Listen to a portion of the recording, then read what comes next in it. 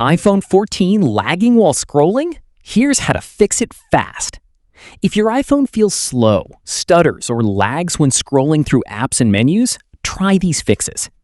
First, open the Settings app. Tap General, then select iPhone Storage. Check how much free storage you have. If your storage is almost full, remove large videos, unused apps, or other files you no longer need. Next, go back to the main settings page. Tap Accessibility, then select Motion. Make sure Reduce Motion is turned off if you want the normal scrolling and animation effects. Now, go back to Accessibility and tap Display and Text Size. Make sure Reduce Transparency is turned off if you want the standard visual effects. Next, restart your iPhone.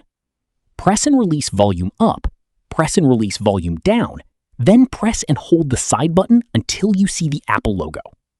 After your iPhone restarts, check the scrolling again. If the problem continues, go to Settings, tap General, then Software Update.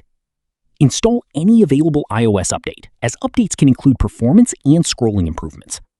Also, avoid using your iPhone when it's extremely hot, because high temperatures can temporarily reduce performance.